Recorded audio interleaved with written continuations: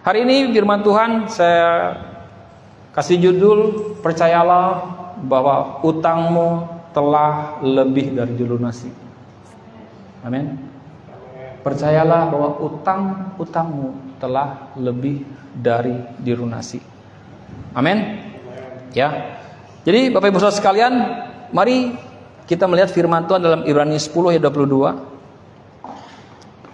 Nanti kan saudara akan dengar apa maksudnya, bagaimana maksudnya. Mungkin saudara sudah tahu arahnya kemana, tetapi saya mau ajak saudara untuk bisa memahami bahwa kebanyakan orang Kristen hari ini ya masih hidup di dalam suatu ketidakpemahamannya tentang apa yang sudah Tuhan kerjakan, selesaikan, bahwa Dia telah melunasi semua utang-utang dosa kita. Ibrani 10 ayat 22. Sudah kita baca sama-sama 1, 2, 3. Karena itu marilah kita menghadap Allah dengan hati yang tulus, ikhlas, dan keyakinan iman yang teguh. Oleh karena hati kita telah dibersihkan dari hati nurani yang jahat, dan tubuh kita telah dibasuh dengan air yang murni. Katakan amin. Saudara perhatikan, karena itu marilah kita menghadap Tuhan dengan hati yang tulus, ikhlas, dan dengan keyakinan yang teguh.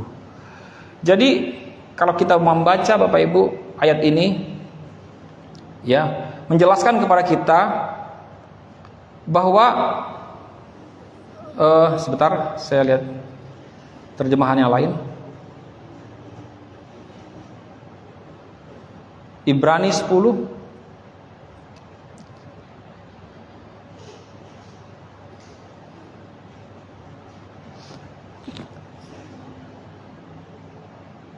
Nah, jadi Bapak Ibu sekalian, kita bisa baca dalam terjemahan BMK-nya ya. Sebab itu marilah kita mendekati Allah dengan hati yang tulus dan iman yang teguh, dengan hati yang sudah disucikan dan perasaan dengan hati yang sudah disucikan dari perasaan bersalah. Oke? Dan dengan tubuh yang sudah dibersihkan dengan air yang murni.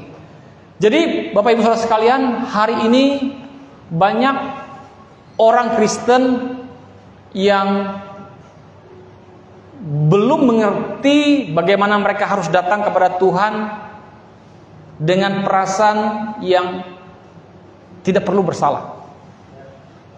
Oke? Karena dikatakan bahwa dengan hati yang sudah disucikan dari perasaan bersalah. Jadi kita itu sudah dikuduskan, disucikan dari perasaan bersalah. Nah, jadi marilah kita berani menghadap dengan hati yang tulus, ikhlas, keyakinan iman yang teguh, menghadap kepada Tuhan dan menyadari, memahami bahwa kita itu sudah dibersihkan. Perhatikan kalimat keyakinan iman ya, dengan keyakinan iman. Perhatikan juga kalimat dengan kata telah dibersihkan dari hati nurani yang jahat dan tubuh kita. Kemudian yang ketiga telah dibasuh dengan air yang murni. Saya ingin saudara bisa memahami atau membayangkan sebuah skenario cara Tuhan membayar utang kita. Ya. Misalnya saudara meminjam sejumlah uang yang sangat besar dari seorang teman dan berjanji akan mengembalikannya dalam jangka waktu 6 bulan. Saudara tahu berapa kira-kira? Ya, sangat besar. 500 juta besar? Cukup besar atau sangat besar? Sangat besar ya, oke ya. Sangat besar 500 juta. Oke lah, 500 juta. Sudah begitu besar sekali ya. Sudah pernah lihat uang 500 juta? Belum pernah, saya sudah pernah Bapak Ibu, puji Tuhan. Ya. Ya lihat di TV, ini sudah pernah mungkin secara langsung depan mata ya. Ya, baik. Nah, saudara punya hutang 500 juta. Sangat besar. Saudara janji sama temanmu, kau kembalikan 6 bulan. Karena apa? Karena kamu memang lagi BU, sangat betul-betul BU, mungkin ada proyek atau apa yang memang harus saudara selesaikan, dan uang itu akan menolong saudara. Oke, saudara dapatkan uangnya. Nah, kemudian saat waktunya tiba, kamu merasa sangat tidak enak karena ketika engkau bertemu dengan temanmu, ya kamu merasa tidak enak karena tidak dapat membayarnya karena engkau tidak memiliki uang. Sampai pada waktunya, maksudnya sampai pada waktunya kamu teringat. Temanmu ini sampai saja dia menunggu, karena memang waktunya adalah 6 bulan. Waktu itu sudah sampai, mungkin tertulis, tercatat juga ada bukti bukti utangnya kan. Nah, ketika tiba waktunya, kamu betul-betul gelisah hatimu, ya. Karena apa? Kamu tidak punya uang untuk membayar seperti apa yang seharusnya kamu bayar. Dan temanmu juga telepon, gimana utangnya? Aduh, belum ada uang. Nah, pertama sewaktu belum sampai tiba waktunya, perasaan dalam hatimu belum terlalu terganggu, betul? Tidak ada rasa bersalahnya, belum terlalu besar. Tetapi ketika sampai waktunya dan kau tidak bisa membayar utangmu, engkau pasti merasa bersalah. Ada perasaan bersalah yang begitu besar dalam hati saudara, betul kan? Nah, setahun berlalu tanpa engkau membayar sepeser pun utang itu. Dan temanmu juga telepon. Ya betul Bu El, 500 juta gimana Bu El? Hah? Diputihkan? Waduh, jangan. Ya, ini yang ketawa-ketawa yang datang Pondok Daud aja. Ya, 500 juta. Diputihkan Bu El? Oh enggak katanya, enggak. Harus bayar itu, oh ya. Kalau ada yang bisa disita ya. Pulang ya. Kalau ada tanah, properti apa, sita sejumlah segitu. Nah, jadi setahun berlalu, saudara, tanpa saudara bisa membayar utang itu, dan kemudian ada perasaan bersalah yang semakin besar. Sepeser pun saudara nggak bisa bayar. Dan apa yang terjadi? Maka muncullah perasaan bersalah yang begitu besar dalam hatimu, dan engkau berusaha menghindari temanmu. Karena apa? Karena kau merasa terlalu malu dan sangat merasa bersalah untuk bertemu dengannya. Nah, kebetulan ini yang ngutang ini Bu El, memang dia punya perasaan karena dia memang berutang dan mau bayar, bukan yang berutang dapat duit dia berpesta pora, jalan-jalan lupakan utangnya gitu, bukan. Ini betul-betul orang-orang yang memang berutang betul-betul mau mengembalikan. Masalahnya dia ingat utangnya, tetapi masalahnya dia memang tidak bisa membayarnya. Karena ada orang yang seperti itu kan, dia utang. Kita lihat di medsos dia lagi jalan-jalan sama keluarganya, makan udang kepiting di restoran, lagi pergi tamasya ke Bali, utang 1 juta aja nggak dibayar. Keterlaluan, kebangetan, ya kan? Nah, ini yang ini enggak. Ini contohnya ini bukan seperti itu, ya. Oke. Jadi Bapak Ibu, kemudian bagaimana solusinya? Praise God, engkau punya sahabat karib, engkau punya teman baik yang sangat baik, dan dia adalah orang yang kaya. Dan dia juga tahu track recordmu. Engkau bukan orang yang berutang sengaja untuk tidak mau bayar utang, tetapi dia tahu bahwa engkau adalah orang yang berutang yang memang kau sedang tidak mampu membayarnya. Dan dia katakan, sahabat karibmu itu mendengar tentang situasimu dan yang sangat menyedihkan, dan dia akan mengatakan, dia memutuskan, aku tahu temanku ini berhutang kepada si yang satu ini, ya. Siapa? Kepada orang ini, ya kan? Nah, karena kebaikan hatinya dia mendatangi kreditor, namanya kreditor dah, atau orang yang mengutangi saudara, dan dia berkata, ketahuilah, saya tahu bahwa sahabat saya telah berhutang kepadamu. Ya, orang yang menghutangi saudara ini mengatakan, betul. Dan hutangnya kepada saya itu jumlahnya adalah 500 juta. Oke? Dan saudara tahu memang hutangnya 500 juta. Dan karena saudara adalah sahabatnya, ya, saudara adalah memang teman baiknya, teman karibnya, dan temanmu ini mengatakan kepada orang yang menghutangi saudara, ini saya bayar 1 miliar. Kaget dia. Utangnya cuma 500 juta. Kenapa kau bayar 1 miliar? Ya nggak apa-apa, saya bayar 1 miliar. Ya. Saya membayarkannya atas namanya, bukan atas nama saya. Saya bayar utang ini atas namanya. Jadi utangnya sudah tidak ada lagi. Dia katakan, enggak bisa. Maksudnya nggak bisa itu kamu tidak perlu membayar sebanyak 1 miliar. Kamu cuma membayar 100 juta. 1 miliar itu berarti berapa? 2 kali lipatnya. Ya, kamu cuma membayar 1 500 juta saja, tidak perlu 1 miliar.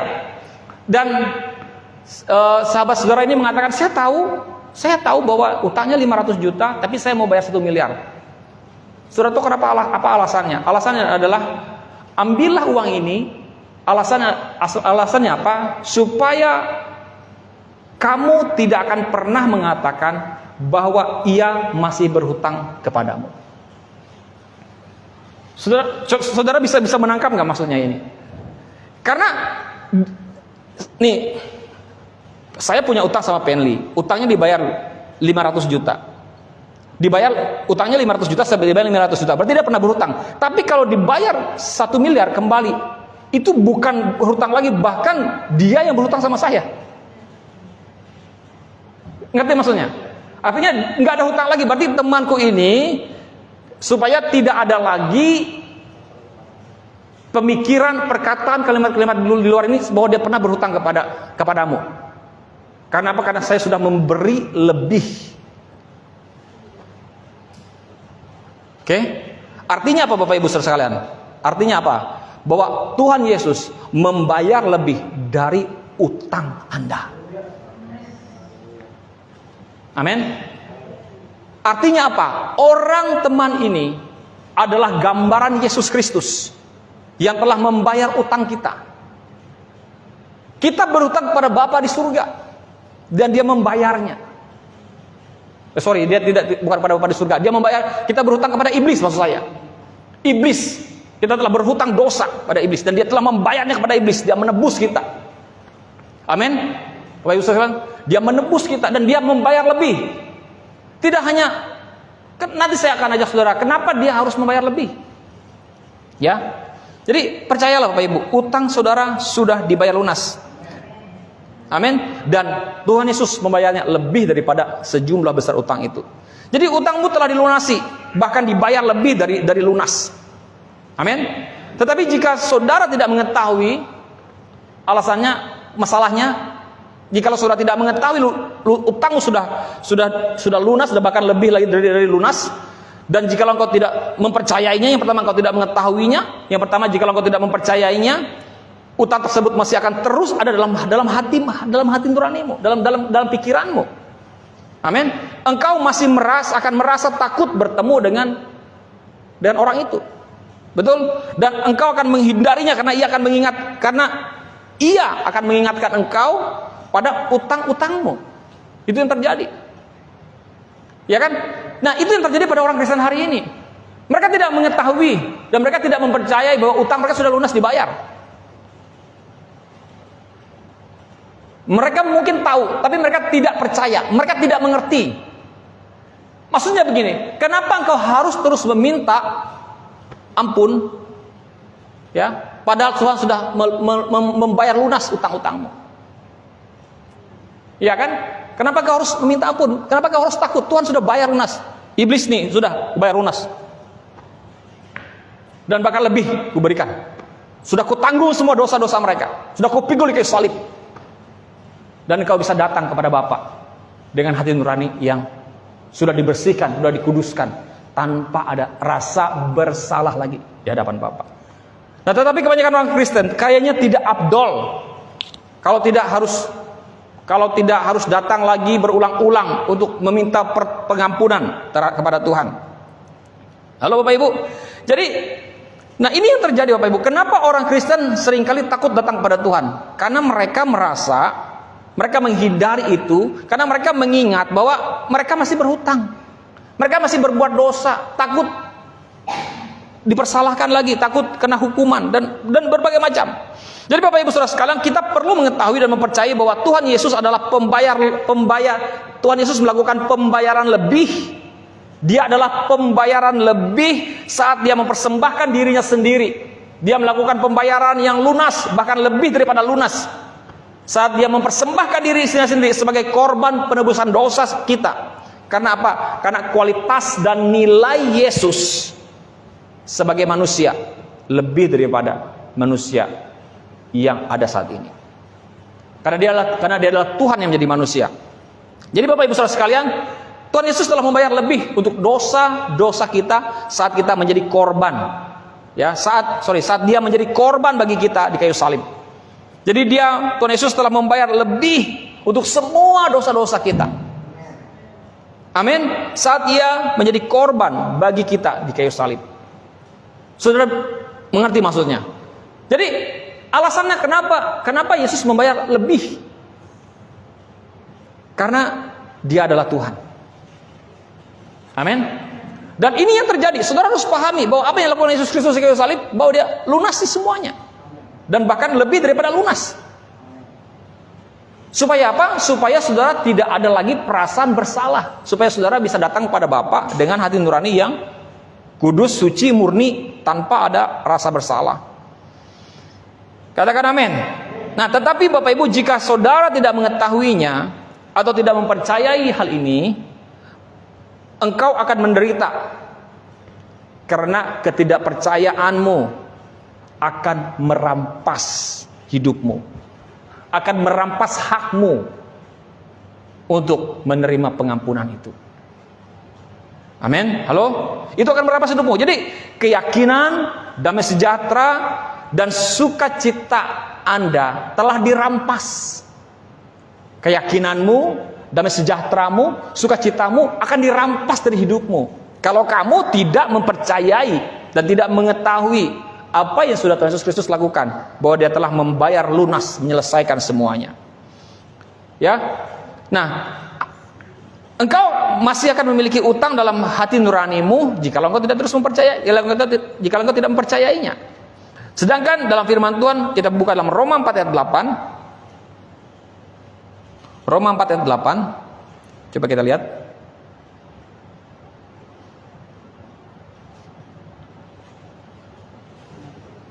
Sudah? Mana dia? Roma 4 ayat 8. 1, 2, 3. Berbahagialah manusia yang kesalahannya tidak diperhitungkan Tuhan kepadanya.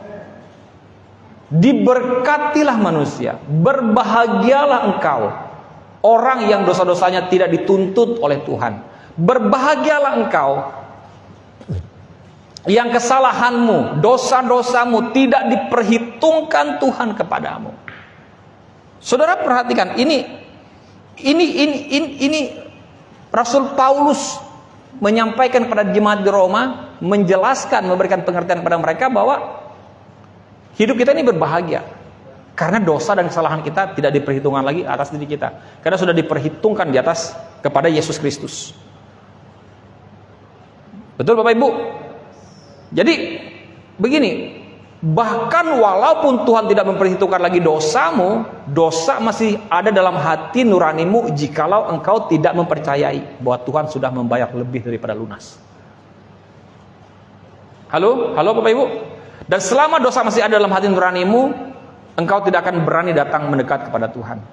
Jadi alasan kenapa orang takut datang kepada Tuhan, karena mereka merasa bahwa mereka masih punya hutang kepada Tuhan. Halo?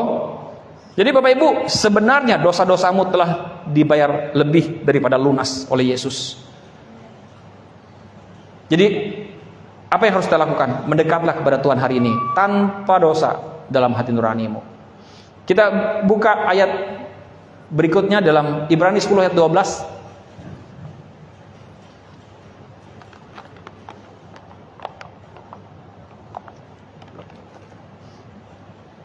Sudah? 1, 2, 3. Tetapi ia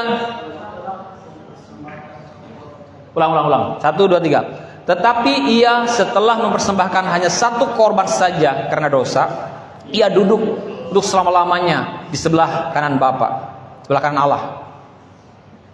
Betul? Nah, coba saudara perhatikan. Tetapi Yesus setelah mempersembahkan hanya satu korban saja karena dosa, ia duduk untuk selama-lamanya di sebelah kanan Bapa. Kalau duduk tuh berarti apa? Berarti artinya apa? Istirahat. Duduk artinya rest. Saya pernah bertanya, apa perabot yang tidak ada di dalam bait suci? Ingat? Jawabannya apa? Kursi. Hah? Kursi. Ya, lemari ada. Tempat roti sajian, ya kan? Rak-rak. Meja tidak ada. Meja ada, ya kan? Ranjang kata Ken, nggak ada di. Lain cerita lagi. Itu sangat istirahat sekali, tidur tuh. Ya stres itu istirahat. Habis capek lelah. Duduk dulu Ya kan? Nah kursi. Nah makanya dikatakan firman Tuhan artinya apa? Kalau dia duduk sebelah kanan Bapak, berarti sudah selesai istirahat, nggak ada lagi pekerjaannya.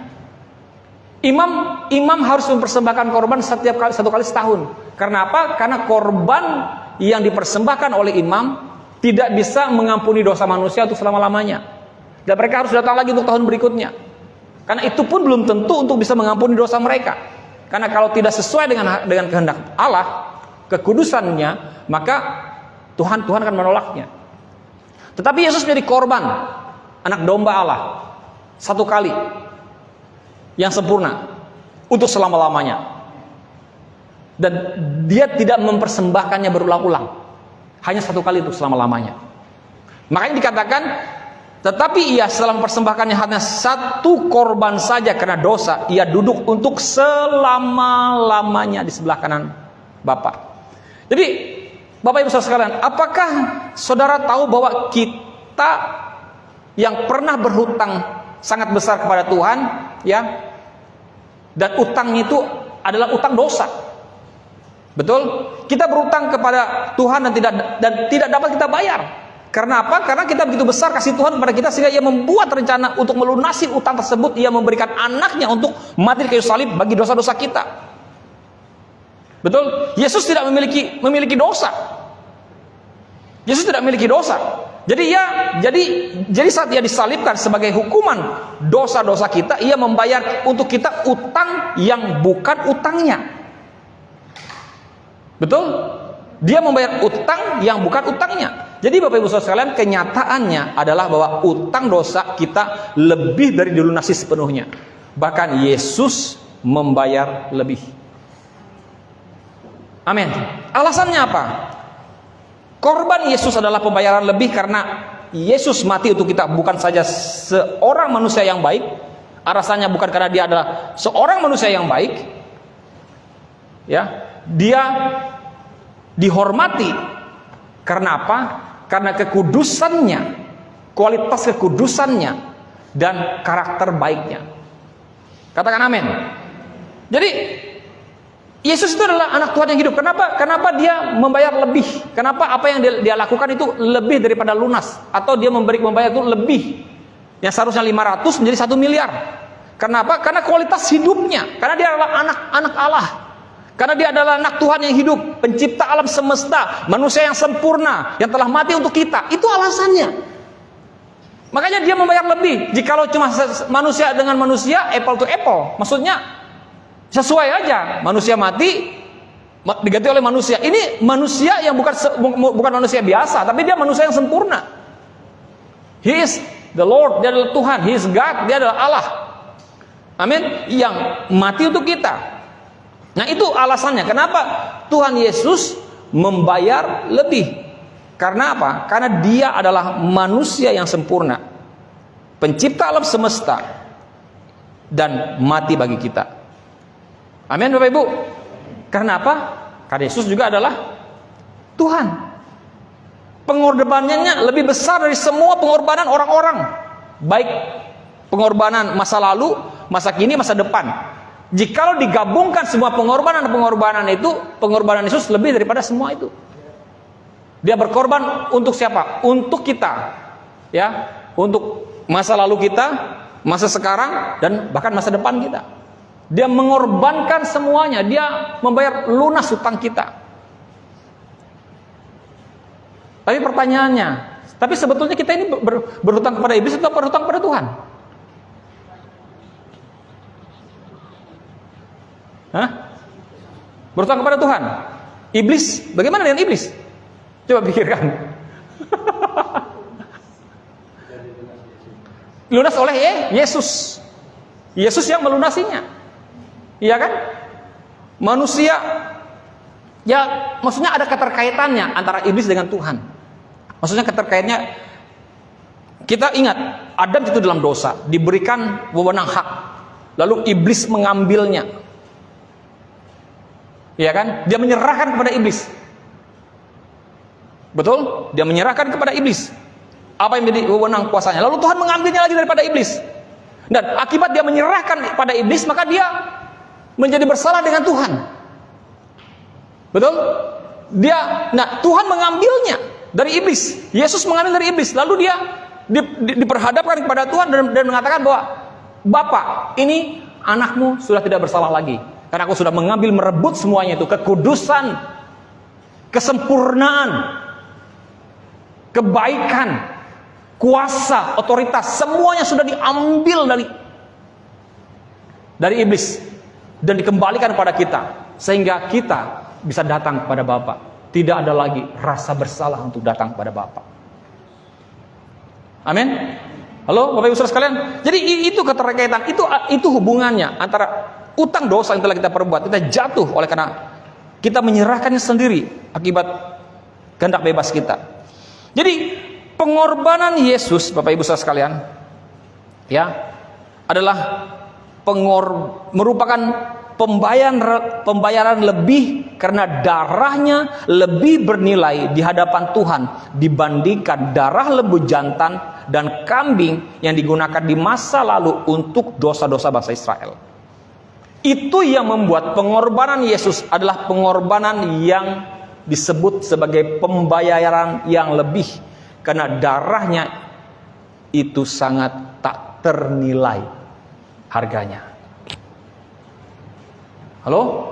Tak ternilai. Kalau manusia dibayar dengan darah manusia,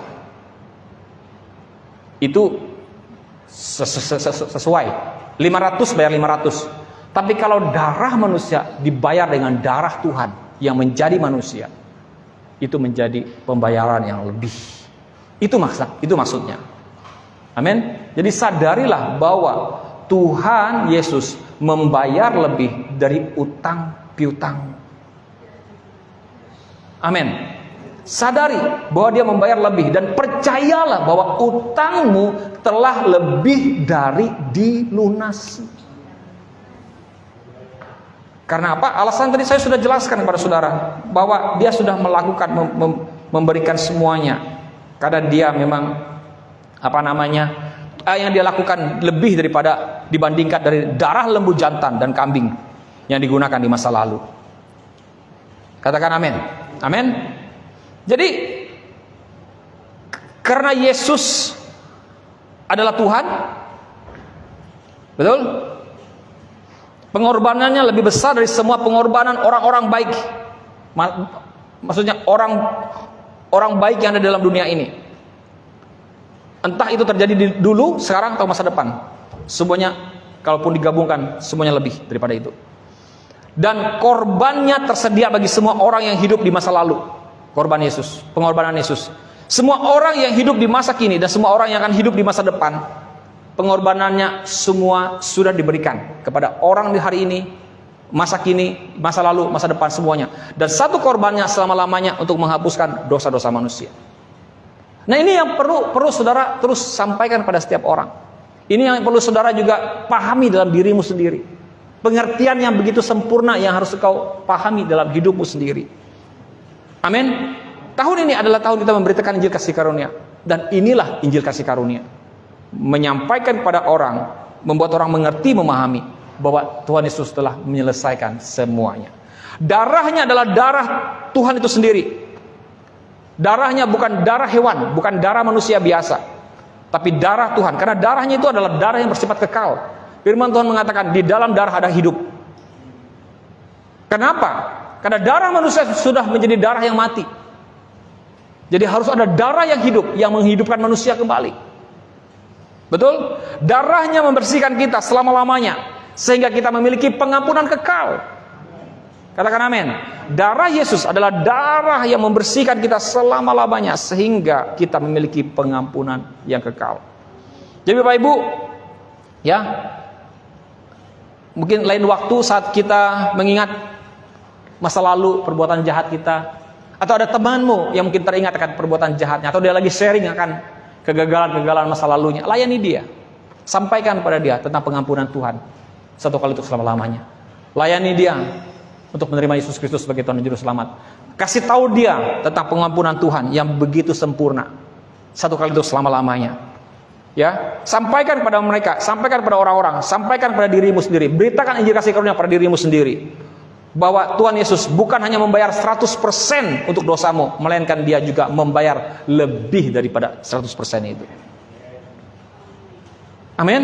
Jadi karena itu Bapak Ibu, kita dapat benar-benar dan sepenuhnya beristirahat dalam hadirat Tuhan. Rest. Seperti Tuhan tadi duduk di sebelah kanan Allah. Ya. Duduk di tahta kasih karunia. Duduk selama-lamanya di sebelah kanan Allah Bapa yang Maha Kuasa. Amin. Nah, jadi kita bisa rest menikmati hadirat Tuhan. Karena apa?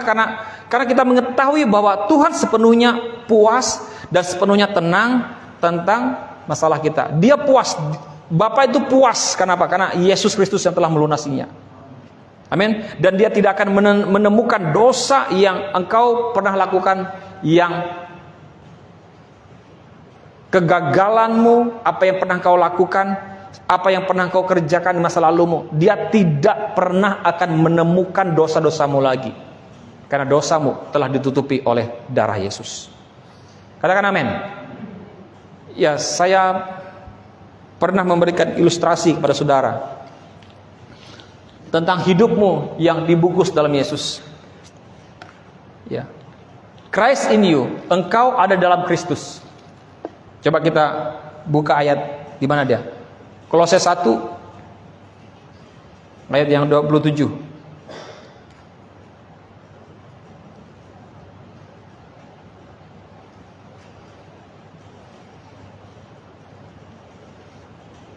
Kepada mereka Allah memberitahukannya betapa kaya versi IMB-nya saja. Saya baca versi IMB ya. Dikatakan seperti ini. Kepada mereka Elohim ingin memberitahukan kekayaan dan kemuliaan rahasia itu di antara bangsa-bangsa bukan Yahudi, yaitu Kristus ada di dalam kamu yang adalah pengharapan akan kemuliaan. Kristus ada dalam kamu yang adalah pengharapan akan kemuliaan. 2 Korintus 5 ayat 17. Jadi siapa yang ada di dalam Kristus? Perhatikan ada dua. Tadi Kristus ada di dalam kamu. Di Kolose 1 ayat 27, betul? Di dalam 2 Korintus 5 mengatakan siapa yang ada di dalam Kristus. Jadi ini yang disebut dengan oneness atau kemanunggalan, manunggal menjadi satu. Ia adalah ciptaan baru, yang lama sudah berlalu, sesungguhnya yang baru sudah datang. Saya sudah pernah bagikan ayat ini tentang engkau maha karya ilahi. Betul, ingat bahwa ternyata penciptaan dalam dunia ini terjadi dua kali. Yang pertama penciptaan manusia Adam, yang ketiga adalah penciptaan manusia roh yang ada dalam dirimu hari ini. Kau adalah diciptakan sebagai manusia baru. Ayat ini jarang orang singgung memahami untuk menjelaskan tentang suatu penciptaan yang kedua yang sama dengan Yesus. Amin. Jadi siapa yang ada di dalam Kristus? Ia adalah ciptaan baru, yang lama sudah berlalu, sesungguhnya yang baru sudah datang. Makanya saya katakan siapa yang ada di dalam, engkau ada di dalam gereja. Engkau tidak berada di luar gereja, engkau ada di dalam gereja. Tapi firman Tuhan mengatakan engkau ada di dalam Kristus. Katakan amin. Nah, ketika kita mengatakan bahwa kita ada di dalam Kristus, Bapak Ibu Saudara sekalian, maka coba saudara bayangkan hidup kita berada di dalam Tuhan, di mana segala sesuatunya terbungkus, tertutupi, dan itulah alasannya Bapa tidak bisa lagi melihat dosa-dosamu. Dan bahkan segala keadaan dunia ini kita harus mempercayainya, meyakini dengan diri kita sepenuh-penuhnya, sebenar-benarnya, bahwa segala kesusahan, kesulitan, sakit, penyakit, keadaan, permasalahan, pergumulan, problem kehidupan ini tidak akan bisa menyentuh kita kalau kita hidup mengerti, memahami bahwa kita ada dalam sebuah tempat yang bernama Kristus. Terbungkus dalam sebuah jubah yang namanya jubah kebenaran. Ibaratkan ini jubah, dan ini kita dibungkus. Gak kelihatan Bapak Ibu, yang kelihatan cuma jubahnya. Engkau dibungkus ditutupi, dibungkus oleh jubah kebenaran, itu Yesus Kristus. Apa yang menjadi jubah kebenaranmu? Darah. Darah Yesuslah sebagai jubah kebenaran kita. Katakan amin. Amin. Dengar baik-baik. Ia tidak akan menemukan dosa yang engkau pernah lakukan yang gagal ditutupi oleh darah Yesus. Tidak ada dosa yang pernah kau lakukan yang gagal ditutupi. Ya, saya ulang, tidak ada dosa satupun yang kau lakukan yang gagal ditutupi oleh darah Yesus. Semua dosa yang kita lakukan semuanya berhasil ditutupi oleh darah Yesus, apapun namanya. Oke, Bapak Ibu, amin. Jadi Bapak Ibu Saudara sekalian, Tuhan dapat memberikan berkat-berkatnya kepada kita dan kita dapat berharap untuk menerimanya. Karena apa? Karena Yesus telah membayar lebih dari utang-utang saudara dan saya. Katakan amin. Amin. Saudara diberkati Tuhan. Amin. Yesus berkati.